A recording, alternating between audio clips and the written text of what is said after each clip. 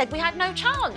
No chance in the Arctic. The first half was an absolute bore fest, and I didn't care. Survived it with a 5-1 aggregate. Yeah. Until you win something, that stigma will always be attached to the football club. There's no way you can parade the trophy and then sack him. Look what happened to Manchester United. They've got rid of Eric Ten Hag, and they've arguably got worse. Let's be honest about it, Romero has been in Madrid for most of the season.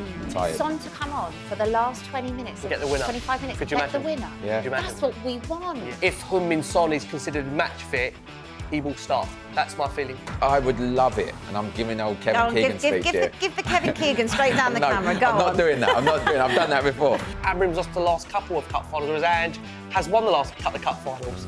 But, You know, he always wins a trophy in his second season. How nice would it be to redesign this set with a lovely trophy on it? get rid of a football. We can get rid of the and football. Put the Europa We can take League some of the trophy out. books.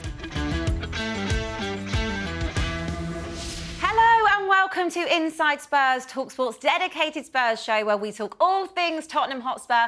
I'm your host, Abbi Summers, joined once again by ex-pro and huge Spurs fan Darren Ambrose. And we are delighted to be welcoming to the show Ricky Sachs from the Last Word on Spurs podcast. I cannot believe it. What a season it's been. We are in the final of the Europa League, lads. What on earth? Honestly, last night was just incredible for me. It was the first half was an absolute bore fest, and I didn't care. I did not care. Me and my sons were watching it, and just was like, I don't care because we're going through at this. I don't care how the game went as long as we went through, and we did. How can we be sat here, Rick, in the European Cup final? It's an incredible feeling. It is. It's been a long old slog this season. Ricky, you'll know that as well, doing a podcast every single week. I've got to say, look, regardless of any feelings about players, manager, in general, the unity that we showed in general, this competition towards the latter stage has been remarkable. Yeah. And the way those players showed the resilience, the courage, determination to get us over the line to a European final, despite how bad we know the domestic season has been, I don't think we should not be able to enjoy this moment that we've now achieved. To get to a European final, it's never easy. Now, we have to go and win it. 100%. We've got to get over the and line. The support, by the way, on a Thursday night going over to Norway. Yeah. It was a hard work. It was hard. It was hard to get over there. You could only hear them on the TV. I thought it was absolutely brilliant. 400 what a night. Spurs fans made that trip. Quite a few of my friends actually were in that bracket of having the loyalty points that did Amazing. it. And they FaceTimed me before the game. They were having a great time in the atmosphere. And I spoke to them after and they were absolutely buzzing. They literally were getting straight back on the plane. By the time I finished the talkSPORT goals, they were all basically getting back on the plane to come home. And just credit to all of them. Let's not waste time then. Let's go straight into that game against Bodo Glimt last night. Spurs did win that 2-0. It's 5-1 on aggregate. This is a team, by the way, guys. You know, they said they always win. You know, they knocked out Lazio, they knocked out Roma, they knocked out Porto. They said we had no chance. No chance in the Arctic. They did, and I was listening to talkSPORT during the day, all the European experts coming on saying 3-1 is easy to turn around for this side. They predicted it would go to penalties and Spurs would lose. But we scraped through, didn't we? Let's be honest.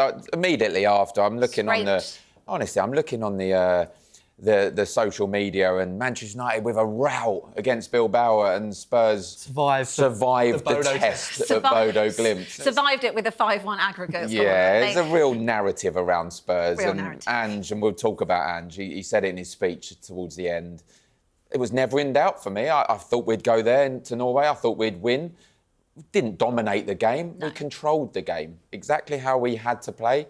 Like I said, first half was pretty boring, come out second half and got the goals. I just thought it was a very professional performance. That's exactly the word I was going to use. It was very professional. It was something we haven't seen really of Spurs much this season, kind of outside of Europe, really. I mean, the Frankfurt game and Bodo, that's the only time I've really seen those two type of professional performances.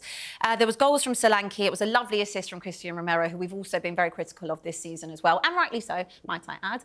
But it was a very nice assist from him. He rose really high. Lovely ball in as well from the corner from Tell, who just come on the super sub. Porro as well. Was it a cross? Was it a shot? I think he's come out now and he said that it was indeed a cross. Would you have just claimed it as a shot?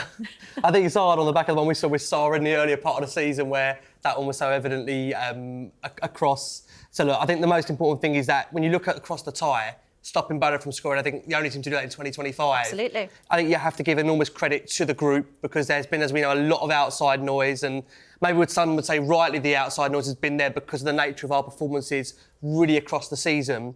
But, to go to a place where, again, all the media, let's be honest about it, we're kind of bigging it up to say if Spurs concede early, how they're going to cope, how they're going to weather the storm. To be fair, I've got to say this, and I don't know if you guys feel the same, I never was really nervous in that game itself. There wasn't any times now, absolutely, again, we laugh and joke, but in the opening 10, 15 minutes of a game with Tottenham, you always kind of get a gauge and a feeling as to what kind of Spurs are going to turn up. I've got to be honest with you, I wasn't massively concerned or worried that we were going to concede. And that's been very strange for what we've been put through with Spurs this season, I have to be honest. I'd love to echo that I didn't feel nervous, but I'd be lying. I just think in terms of the way we started the game, because I think there was a confidence in the way we started. Yeah. I think the worrying thing is, if we would have conceded the opening 5-10 minutes, you were thinking, my God, this could be a long night. But the way we really is, we've touched upon, matured as the game went on. We, in terms of the way we were composed with the ball, really, I think, allowed Bodo to have the possession, which I think suited Tottenham in a way.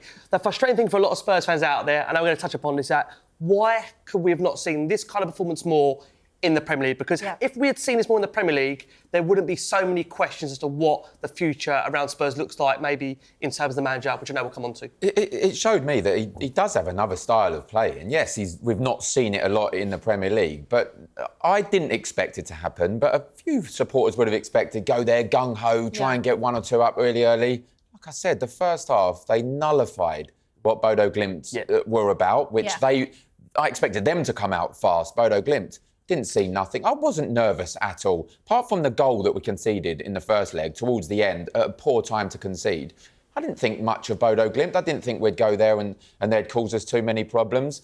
If you look at how we perform in the league and where we are in the league table, it kind of gives you a false narrative going into the game that, they could dominate us. But we're a good football side. We've just not really had the right season. And the consistency. Yeah, the consistency domestically. Look, of course, we all know that Spurs should never be where they are in the league. We should never be sitting 16th, 17th in the table and finishing a league like that. And that's OK if we end up winning the Europa League. That's not a problem. But you mentioned about changing kind of the style of play to, of course, benefit Spurs. And it is frustrating that we haven't seen that, because I don't think our results might have been as bad as they have been, and have 19 losses, which we're still counting at this point. That is a frustration on Ange, and I don't want to go into him yet, because I also want to give him a lot of credit for that tactical performance last night and just how good defensively Tottenham were, because it's not something that we really get to say often. But like you said earlier, Rick, Spurs, that's the only team to stop Bodo scoring in 2025. The record, this is really, really interesting. When Vicario, Udogie, Van de Ven and Romero and Porro start, 20 games played, 15 wins, 2 draws and just 3 losses. Yeah. So when we have a look and we talk about injuries over the course of the season, when you have your first choice back line, including your keeper, it paints a whole different picture, doesn't it, Darren? Yeah, I've said this many times on this show, when I'm on talkSPORT itself. The injuries, it's not an excuse to why we've been so bad. It's a reason. It's one of the reasons why we've been so bad, and it's a genuine reason. People can look and say, you're blaming injuries. Yes, of course. When you're, like you said there, when you're missing your best back four, it's going to have repercussions. And I think if you look at goals scored, yes, recent weeks we've not scored many because I think we've changed the style. We're not really interested in the league. 5th top goal scorers in the Premier League. Still not bad. So if you get your back four, consistent back four, throughout the whole season, would we finish 16th, 17th of the league? No, of course we wouldn't. No. I don't think we'd be up in the top 5 or 6, but we'd certainly be in the top half. And you get in the top half and win the Europa League, people are like, this is a successful season. But the narrative, once again, around Spurs is, well, you win the Europa League, well, who cares, because you've been poor in the league. And I just think that's a real negative reason around it. Let's call out who said it then, shall we? Because it was Arsene Wenger that basically said that. And I have to say, even as a Spurs fan, I have great respect for Arsene Wenger. I think he's one of the greatest managers of all time, definitely one of the best we've seen in the Premier League for what he managed to create and build Arsenal into, despite my obvious hate for them. But I think that it is such a load of rubbish to sit there and say that Spurs or United, because we'll include them in this, they don't deserve to then get and be in the Champions League for winning a major European Cup. We never hear this, though, when it's really any other clubs. You know, it's so typical that in the year that Tottenham, or the season that Tottenham had, with regards to how poor they've been domestically, they sit in the league table, this debate, this conversation has risen. whereas we haven't really heard it in the last 3, 4, 5, 6 years of other clubs. I just think that, Tottenham as a club, and to be fair to Ange, this is where I do, agree with him. Tottenham are a club that is very much diminished a lot by the media for their lack of success, their points in different campaigns of bottling certain games, certain moments. And the problem is with that, until you win something, that stigma will always be attached to the football club. And it is down to this group of players now that have the opportunity to change that. And look, the reality is that when we hopefully at some point can erase this season of what it's done to us domestically, if we win the Europa League, no one will remember Tottenham finishing 17th. No. They will remember Tottenham winning a European trophy for the first time in over 40 years.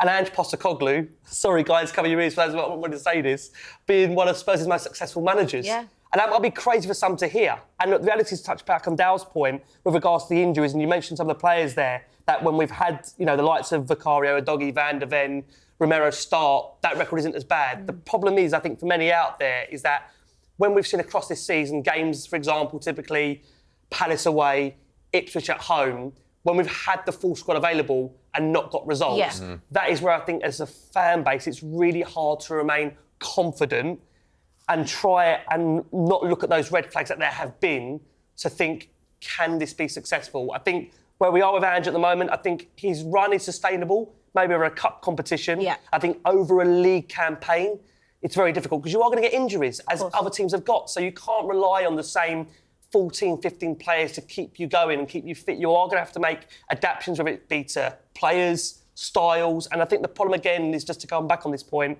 we just haven't seen it enough. And I think had we seen what we've seen against Frankfurt, had we seen what we've seen against Bordeaux, we'd be having a different conversation. Yeah. I think, just quickly, I'll reply to Rick there, but just quickly on Arsene Wenger, and I think I agree with you. I have a lot of respect for him, what he's done for English football itself, in particular. But on this occasion, pipe down, Arsene Wenger. We've not heard this. It's in the rules. You win the Europa League, you get Champions League. I wrote down the last few teams to win it. Obviously, Atalanta last year, but Sevilla won it. They finished 12th in their domestic league, 39 points off the top. When Frankfurt won it, they finished 11th. Villarreal, okay, they finished 7th, which is okay. But in La Liga, let's be honest, we arguably, if we finished the season well, could finish 14th, 13th.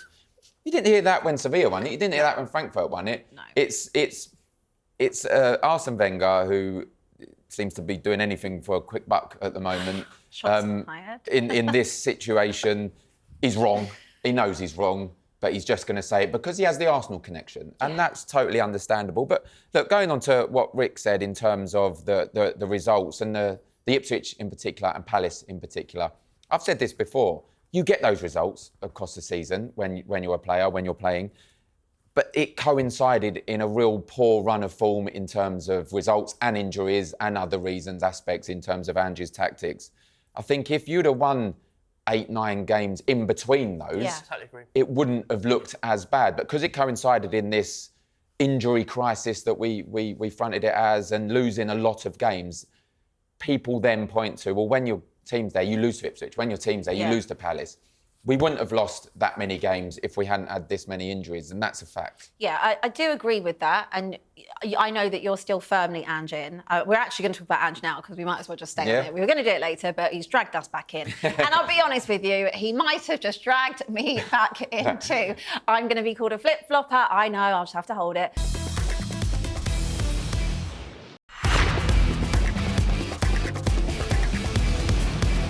I was very Ange in, like you. You've never left the train. I left after the Chelsea game. I'd had enough and I didn't believe anymore. But let's talk about his dressing room antics last night then, because when we all saw him give that speech, don't know about you, but there was a little flutter in my heart. There was a little tear in my eye, and I thought, Can we do this?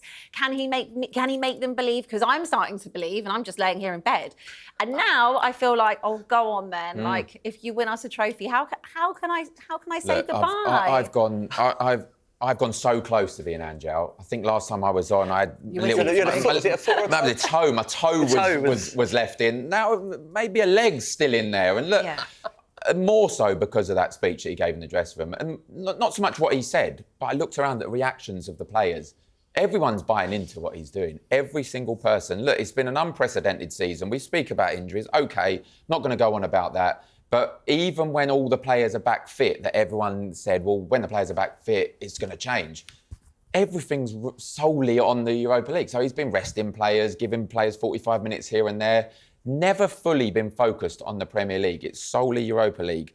So I'm going to say if they lose the final, then he probably should go. Yeah. And you won't have me crying if he goes because he probably deserves to go. If he wins, there's no way you can parade the trophy in front of thousands of fans that there's going to be there and then sack him. It just cannot happen. And I said this morning. I said this this morning on talkSPORT, right?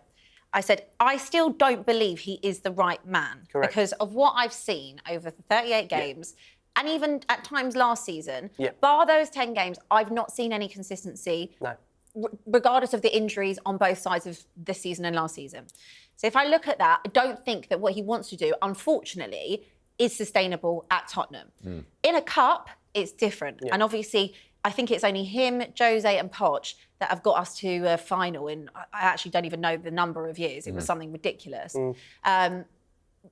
So that's where it leaves me with him, that even though I want to be back in, and I am back in right now, let's see what happens, I still don't believe that he is the right man to take us forward. Is this where you learned on it, Rick? I'm the same as you, Ab. So I'm really sad because if I watched that interview last night he gives in the changing room and I haven't got knowledge of the 19 domestic defeats and the cup exits, then I look at that interview and think, I'm really bought into this manager.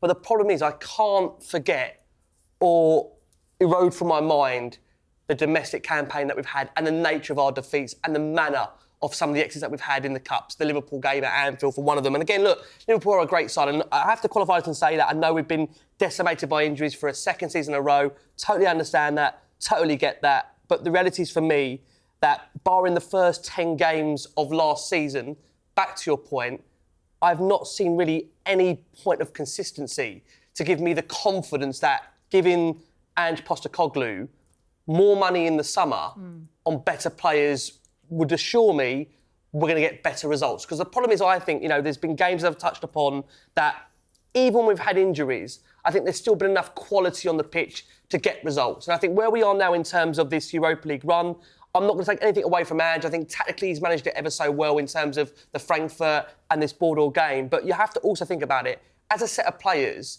do these set of players want to be remembered for finishing 16th, 17th in the league, which would be arguably Tottenham's worst ever Premier League finish, or do they want to be remembered as being European legends for the football club, of winning a trophy for the first time in over, 40 years in Europe? So I do think as well the players are also playing for themselves. I'm not trying to distract away from Andy's tactics on the night. I think he's done it brilliantly against, Frankfurt and Bordeaux, but I do think the players are also playing for themselves and their respect, because let's be honest about it, Romero, he wants to move on in the summer. You've got this weird situation where you're going to have him leading us out in our European final, which we could win for the first time in 40 years, and his head's been in Madrid for most of the season. Again, we know there's players that are missing, the likes of, obviously, Maddison out for the season, Bertha out for the season, Sonny, where does that leave Sonny in terms of his place if he comes back in? How does that work around that deja vu situation around Harry Kane 2019? So there's a lot, I think, to unpack, and I know so many people out there are so demotivated for yet another managerial search in the summer, given our 72-day search for a manager. But at the same time, it's really hard to forget what you've seen domestically and think this could work with more funds. Which is true, because you're also in danger of then going down the Manchester United route, aren't you? I know obviously they finished a lot higher in the table than we will this season when they've won trophies. But you're going down that route where you're saying, OK, because you've won a trophy, we're going to pay. That's papering over everything of what we've seen on a very big sample size. We're going to still give you more money. We're going to stick with you. And then hypothetically, we get to November time, and, it's all gone wrong again. And we say, OK, well, we should have got rid of him after the Cup. We also, right after the summer transfer window as well, Clippers had. If we go into next season and we start off 5, 6, 7 defeats and you sack Ange Postecoglou, all the work you've done in the summer in terms of bringing players in for him, that goes out the window because somebody else will want their set of players. And then suddenly, we know what Tottenham is like. You've had squads over the years where you've had 3 or 4 different players suited for other managers. This is the problem we've got this summer. It's a massive, massive summer for the football club. I think the example you give with Erik ten Hag is because it's so fresh in people's minds is the only reason that we discuss it. Yeah. Because if that hadn't have happened and then Spurs win Europa League, I don't think anyone would be sat here saying, well, look what happened to Manchester United. Look what's still happening to Manchester United, by the way. They've got rid of Erik ten Hag and they've arguably got worse. Yes, they're in the Europa League final as well, but domestically, they've got worse. Yeah. Last season was their worst ever. This season's even worse than that. So that didn't work for them. And I sit there and I think, I can't be this hypocrite that I sit there on the radio, I've had Ricky on before and said it as well, that before every season starts, I would take 17th if Spurs win a trophy, any trophy, League Cup, I don't care what it was, any trophy. And then if it actually does happen, I sit here and say, well, I'm not happy with that. I want the manager to go. I can't sit here and do that. If he wins the Europa League, it's still a big if. It's a big if. I know we've beaten Manchester United 3 times this season, but it's still a huge if to win this trophy. But if we do, he deserves an opportunity, in my opinion. I will forget all the league campaign. I will forget finishing wherever we're going to finish. And I will say, you've got that curse of the trophy. And he can walk around. He'll be the coldest manager in the Premier League, by the way. I always win things. Imagine him just dropping that whole bar, right? Let's say that, just picture the scene, okay? It's Bilbao. We've won the Europa League. Does his little presser, or he goes up to the camera after and he says, I told you I always win things in my second season, mate. Yeah. Cups his ear, mic drops, walks out, and then he leaves. I think, do you know what, on that coldest moment in football history, it's got to be. I honestly think for Ange, I mean, this is the thing about whether he'll stay or whether he'll go. I think for him, personally, I think that would be the perfect thing for him to do is if he wins the trophy and parts ways with the club. Because to be fair, at a club like Tottenham, you know, you think back to when Pochettino said it at the time, you know, if he said, if I won the Champions League here, what would be next for him? Because it's almost you've completed the game at Tottenham. The reality is that, I don't mean this in a disrespectful way, we've been Spurs fans for many, many years here. You know, the reality is that, are Tottenham at this point going to be challenging for a league? The answer is no. So the reality is that, what success can you get with a club that's had a 17-year trophy drought? If you win a cup at Tottenham, you're doing the impossible. You're doing the impossible anyway. So the thing for next season is to start and go into next season on the back of this domestic campaign. I think Ange could go out into the sunset and would arguably go and get a great job out of this. Yeah. You know, because whatever happens to a manager at Tottenham, they always end up doing well after them. Yeah. If Spurs would have won a trophy last season and then finished 16th in the league, I'd be, get him out now. Yeah. But he hasn't. They haven't won a trophy for years and years. Now they're on the brink of winning. I think the players, talking as an ex-player and what I would have felt, just because they're finished 16th in the league, I wouldn't go, if they won the Europa League, they're in the Champions League, I wouldn't go, I don't really want to go there. I would look at Ange as a manager and go, I'd love to play for him. Well, I'd watch what he done last night in the speech. Young players want to do You've got, Romero potentially going to leave. You've got Van der Ven, if he stays, hopefully he stays, probably one of the best centre-halves in the Premier League. You've arguably got 3 or 4 of the best young players in the Premier League, along with a few other teams. You've got players that are going to be a year older, that have won something if we win it, that have that winning mentality. Have the experience of finishing You're in 17th. the Champions League. You're attracting players that can come in.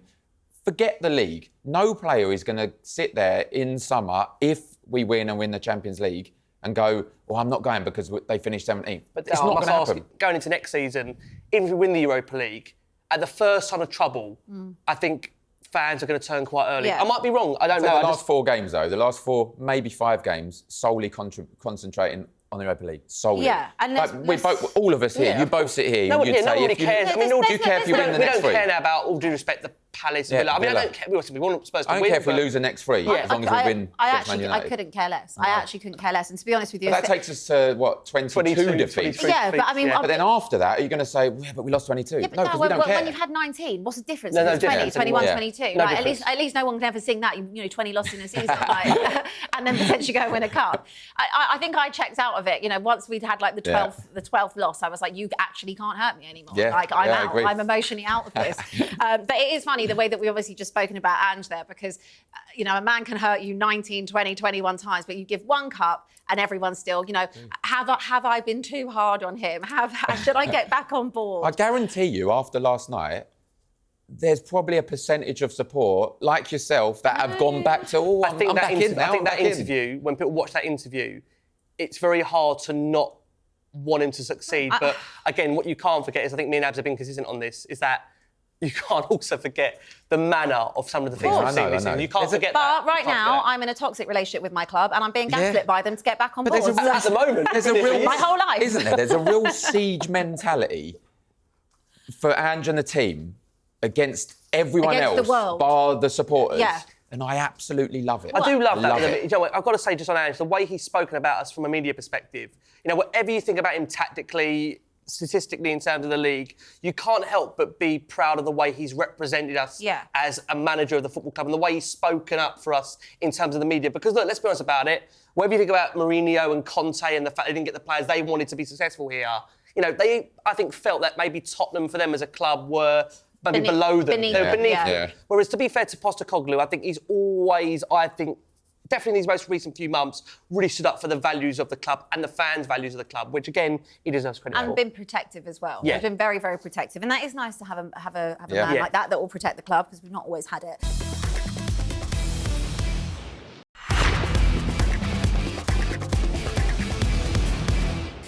Right, let's just talk a little bit more then about last night, because the news broke earlier in the week about James Maddison that he would be out now for the rest of the season and potentially even a little bit into next season. It's a very big miss as we kind of look ahead to that final, isn't it? Because we can have Kulusevski in that 10, but Maddison, he's a very big role, plays a big role in the dressing room as well. The creative output for us, he's the one. And we're going to be missing him alongside someone like Lucas Bergvall as well. How big of a miss is that? Yeah, those two players you mentioned are a huge miss, in my opinion. Going into the Manchester United game, their strongest position's probably centre midfield. So you're losing arguably your player of the season in Bergvall, for me. And James Maddison, arguably one of your biggest leaders in the team. He gets his criticism. I don't know why. I think a lot of it's unjustified. He is a moments player, but those moments normally leads to goals or assists, which I'm happy with that. You could do. There's a quick game. Thierry Henry. I can't remember the actual game, but the statisticians, whatever you call them, said he run the least, gave the ball away the most. They won 3-0, scored a hat-trick. Yeah. So it doesn't really matter if you're a moments player, as long as those moments lead to goals and assists. And I think he's going to be a big miss, but it's for players to step up. I know we're going to pick a player of the time. I know you've got one that stepped up, and I think that's what you need. You need players, the ones that are missing, unlucky, sorry, this isn't your moment, but I'm there. If I was one of those fringe players, I'd be like, take your this moment. Is my opportunity. Take your moment. What about then someone like Son? Because he's obviously been out injured. I'll be honest with you, and this is not because I don't like Son, before you all get on my back. I love Sonny. I would love nothing more than to see him lift the cup, OK? That's the qualifier that you have to say with some of these players. You have to just say it. You're not allowed to be happy. If you're Ange in, Ange out, you're not allowed to, hate on Son or give him criticism. I love Sonny. I want nothing more than to see him be successful, and he deserves it so much. But he has been out for quite a while. The performances, the level of him over the course of the season has obviously not been particularly good. And even when I look at the team sheet, my eyes don't go like, oh, where's Son? Sonny? It always actually goes, where's Bergvall? Which is amazing considering that's his first season in the Prem. But on Sonny, do we replicate what happened in 2019? That if Son is fit, which it's expected to be, that he walks straight back into the team? I think it's a difficult one. I think we're going to need to see Sonny play, in my opinion, ahead of the Man United game to see where he's at, to then make that decision. I just think you can just throw him back in, because to be fair, you look at our forward options, Brennan Johnson's the club's top scorer overall. Which I know, again, is going to cause a lot of stirring by me saying that. We just call him back post Because all Brennan does is score goals. That's all Brennan does. Back post Brennan. Back post Brennan. Goals. Pop up at the back post and we don't need to see you again. I mean, to be fair, Richie, I think, has been, whatever you think about Richarlison's injury, again, injury problems, again, is a separate thing. He works very, very hard for the team. I think he actually works really well alongside Solanke. So, again, you've got that situation there. Solanke, to be fair, as we've touched upon already, he stepped up really throughout this Europa League tournament. Matty's Tell, they've got this situation around his loan, what they're going to do about that. I'm not sure at the moment, given what I saw of Son before his injury, he walked straight back into the team. But I do have a feeling that if Heung-min Son is considered match fit, he will start. That's my feeling. Yeah, I agree. I agree that not agree that he should, but I agree that he will if he's match fit. For me, he doesn't. For me, he's on the bench. For me, I play Mattis Tell. Yeah. I think in the first leg of Bodo Glimt, I felt it was looking at a young, fresh Son. With the way he was playing, the style of play he was getting, he was attacking the full-back. And Son, from what I've seen, in previous games, he don't attack the fullback anymore. He turns. You can get a bit lost. Yeah, he gets a bit turns, goes back to the fullback, and I think you need someone to take it to Manchester United, and I think a young, fresh Matis Tel would do that. And look at if he is on the bench. Look at the option you're going to have to come on when the defenders are tired. Son to come on for the last 20 minutes, get the winner. 25 minutes, Could and you get the imagine? winner. Yeah. Could you imagine? That's what we want. Yeah. That's Be exactly amazing. what we want. It'd be amazing. With the right attitude, a bit of a chip on his shoulder, saying I should be starting, not we've coming seen that on in the past, actually, sulking. as well. We have, but he's the captain, Yeah. right? Yeah. So if you're Yeah. the captain, you've got to make the best shout. And I know what some people will say in the comments. Harry Kane shouldn't have started, but he should have said that he wasn't going to start. Yeah. Look, I do think it is a very different argument now. Harry Kane in his prime. Yeah. For me, you start Harry Kane. That's not to say that Lucas Moura should have been dropped. Yeah. There were other players in that team at the time that maybe should have come out to Agreed. allow both Agreed. to start. Agreed. But you play your best player, who is the best goal scorer, the best striker in the world. Yeah. Your talisman, you play that. Yeah. Son isn't that anymore Yeah. for Spurs. No. That's not to say he shouldn't, of course, come on or feature, but what's the best thing for the team? Is it starting Son? Is it starting Odegaard? Is it starting Tel? Is it starting Richarlison? Yeah.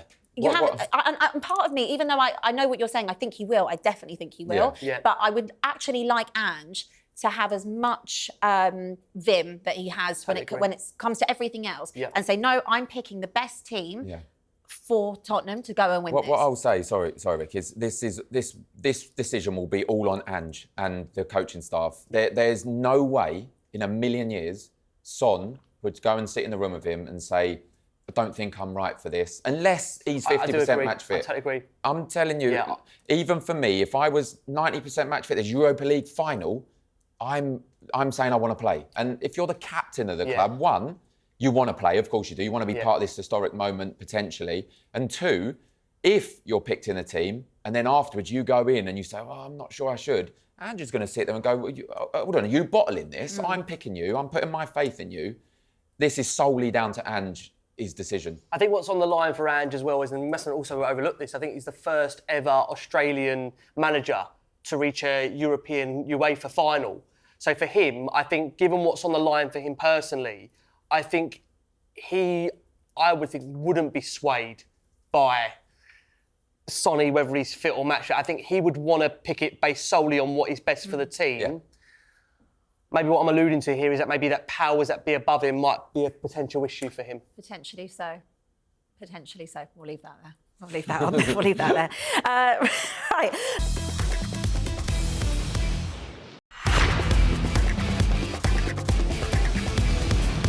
Let's talk about then the player then across the two ties, because there's been really great performances from some of those players that have come in. Someone like Abbi Summers, who actually is my pick, because I've given him a lot of criticism over the last couple of seasons, and I wanted to give him credit where it's due. I thought he was brilliant across both legs. I thought was really professional. I also loved his post-match interview as well. You could tell it was from the heart. No media training needed there. Just speak freely. So I wanted to give him his flowers for last night and how impressed I was with him over both games.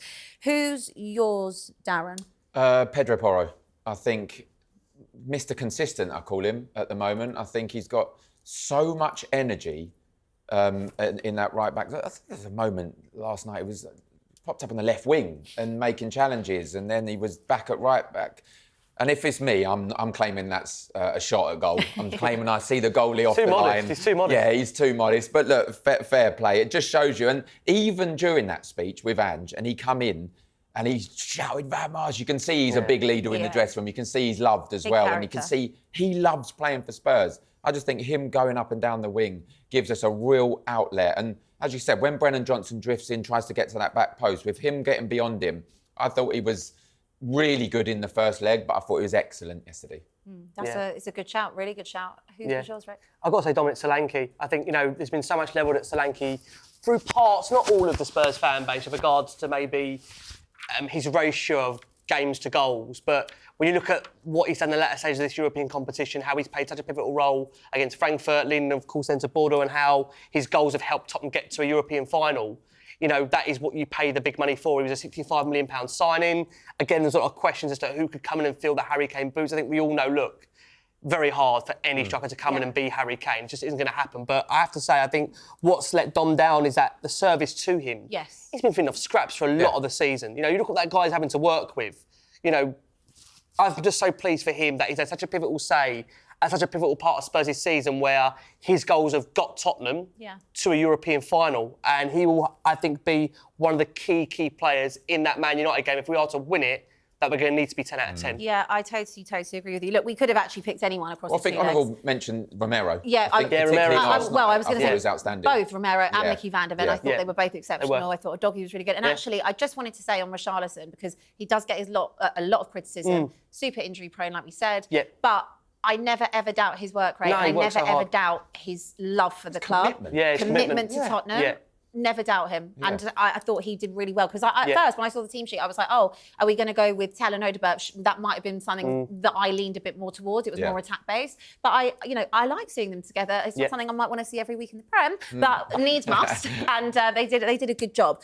Let's turn our attention then to that final against Manchester United. We're not talking about Palace or Villa in the Prem, no. Do we We'll need leave to? them. We'll leave them. Well, we can do it. No more Premier League games, go on, no more. Take the Premier League away. Play the under 12s. It's fine. We don't bother doing. By the way, let's just say, if we hadn't have gone through, changing that game against Aston Villa would have been the worst decision. The worst decision. That's all I was thinking when we scored the few goals. I think, thank goodness. But okay, right. While we're here, before we then do the final, then okay, will we reach our 20th loss this weekend? Yeah. Yes. We will. I think we will. Yeah. Prediction done. Don't We care. can move on. Don't care. care. Who cares? It's all about Thursdays. Actually, now Wednesday night. So back to the final against Manchester United. Who'd have thought we'd be here? 16th against 17th, guys. Who'd have thought it? Well, look, Spurs have had the better of United this season in particular. We beat them 3 times. I think I saw something that said that they haven't actually beaten us since 2022. Wow, okay. So I don't want to say it. I know what you're going to be thinking. That doesn't bode well going into this. I don't want to put a negative spin on it because let's focus on the fact we have beaten them 3 times this season. I think as fans we can focus on that. I think we can. I think as players, that's irrelevant. What happened in the past is irrelevant. You don't think, we beat them 3 times, we're favourites.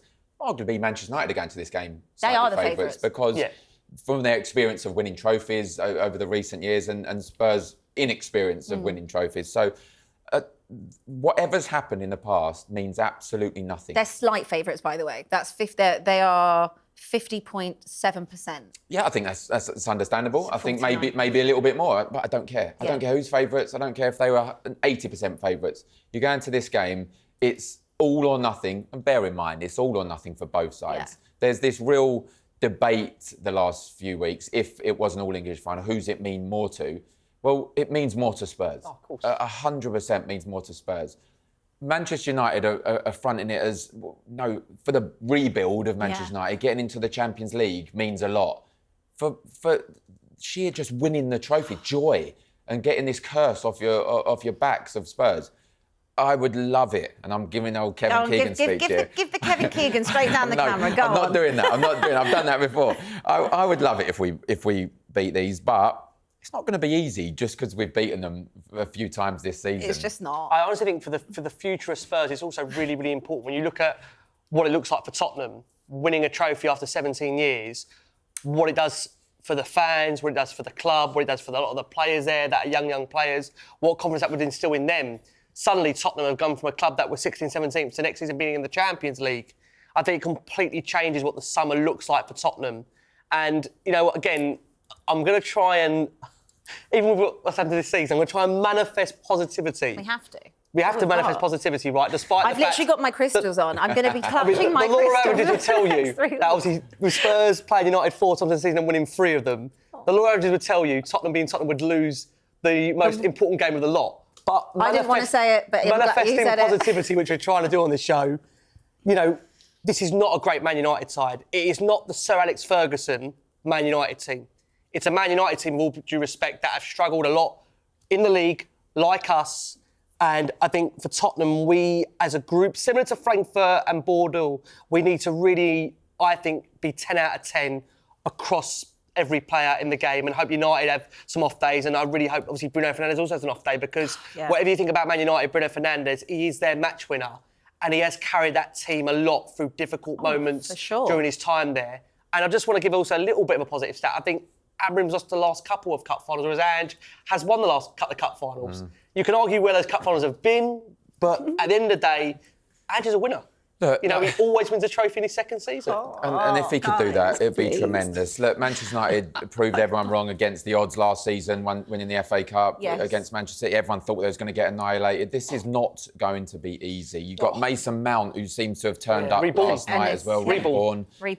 And with Maddison being Casemiro's out, being out. Casemiro's looking great. Yeah, it's going to be a very difficult game. You hope their superstar centre forward, stroke right winger Harry Maguire don't turn up, to be honest. But I'm optimistic that Spurs, and given the speech that I heard last night with Ange, they don't care about the Premier League. No. He said every day from now is gearing up to that game against Manchester United. I feel that way as well. That's what we all feel. I feel sick. It's a weird... Do you think even the turnaround? Because we haven't got much time to process this. 12 days, right? Yeah. One of us is going to have a horrendous season. One of us. And... I pray it's them, not us. Pray. Because also, they don't, let's be honest, they don't care. No. They don't care. They've won trophies the last couple of seasons. They care, like you said, about the money and about that financial aspect. And that's fine. We just care about winning a trophy. I mean, how nice would it be to redesign this set with a lovely trophy on it? Get rid of a football. We can get rid of the football. We can take some of the books down, and we can actually... There is a vase up in that corner that looks a lot like the Europa League, and that can actually be the real thing. It's a lovely trophy as well. What a lovely, it's such a lovely trophy. Oh, it just... honestly... The fans need... I have to say this. The fans that have been week in, week out this season, especially the away fans as well, I mean, how difficult the season has been to reward those fans for what they've been through this season, a trophy.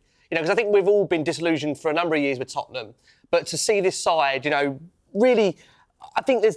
what I've loved seeing in the last couple of weeks is there's a little connection reforming again. A little bit, with some of the players and the fans. And, you know what, I mean, even with Ange, you got a bit of love last night off the away fans. I mean, even that, again, we've seen... Trying to rebuild that relationship has been quite tricky. But I can tell you one thing, if Tottenham win that trophy... Whatever those feelings are with regards to the players and the manager, that'll be the most amazing day out down Tottenham with the trophy, with the parade.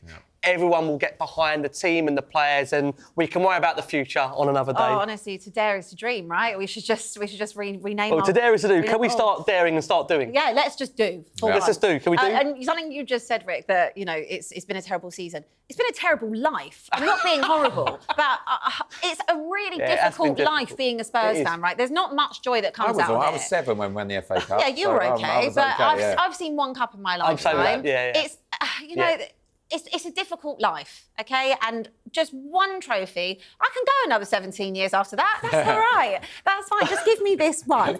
Back to that game then. We're going to have no Bergvall. We're going to have no Maddison. Son, we think he'll be back, but we're not sure.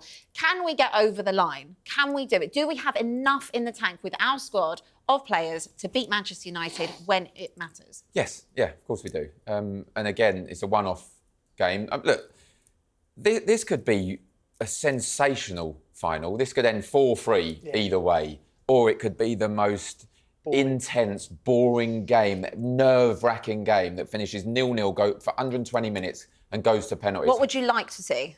I don't care. Boring. Spurs win. Honestly, I don't care what way. It could be 10-9 as long as Spurs score 10 and they score 9. I couldn't care less. Honestly, it could be 1-0 and a penalty shootout. Everyone misses apart from one person. So, okay. As long as Spurs are lifting that trophy up. How do you think Ange sets up then in a final? Oh, it's so tricky. I think you have to go at Manchester United. I really do. I think you have to put them on the back foot. Look, it depends what happens in the next 2 league games. If Manchester United win the next 2 league games 3 or 4-0 and Spurs lose, again, I'm saying that. I don't think it matters. It doesn't matter. I said it matters. It doesn't matter. I want to see all the kids in the next game. I want to wrap everyone in. I honestly think it comes down... I think it just comes down to every single Tottenham player being a 9, 10 out of 10 on their day. Yeah. And United, and Bruno Fernandes in particular, having a real off day because Bruno Fernandes is the real leader of that squad. And he's carried United for a lot of his time there. And I think Ambrose said the other day how important he is to the football club and why they wouldn't consider selling him. And, again, there's probably a lot of pressure on Ambrose as well. His first year at United, he's not had the greatest of starts domestically, but he will also know how big it is for his tenure. If he wins a trophy, he calms the fans down from his perspective. But I think for Tottenham, I'll go back to what Dal said, I think in this game, I don't think it suits Tottenham to set up the same way as they did against Frankfurt or Bordeaux. I think Tottenham need to take the game to Manchester United, need to start fast, need to start with energy. but it is going to be a tense final. I just think, my opinion, I don't think you're going to see a massive kind of basketball kind of game. Yeah. I think it will be a goal or two in it. I think it will be that close. And, you know, for the two managers, it's massive for both of them. You know, given what they've come into in terms of the league, Ange being its second season for him, you just know how, I can tell you, Ange Postecoglou wants this so much. You know, he cares a lot. And there might be that argument that, even with Ange, whatever you think about him, if the players maybe had cared as much as Ange had this season, we might be in a different place. But I would love Ange to win it for him, because it has been a tricky season. And as you said, Abs, it's been a tricky lifetime being a Spurs fan. So I'd love to see us win it. Okay, then let's get your predictions then. Let's try and do that. You wanted a prediction, so let's do it. Well, look, I'm not going to sit here and back anyone other than Spurs. I think if, as Rick was saying, as we've all said, if we take it to Manchester United and maybe get an early goal, then if you get to half-time and you're in the lead, you can then sit back a little bit and you might invite pressure. I think it's going to be a tense affair. I think it's going to be nerve-wracking, but I think Spurs are going to come out on top. I think it might go 1-1 and then 2-1 in extra time. I think we'll score a winner in extra time. Yeah, my mind. I think it will go extra time. I think we can hopefully nick it in extra time. Sonny to get the winner off the bench. Amazing. Me. Imagine those scenes. Sonny to get the winner off the bench. Amazing. It would be unbelievable. Knee sliding. That'd be amazing.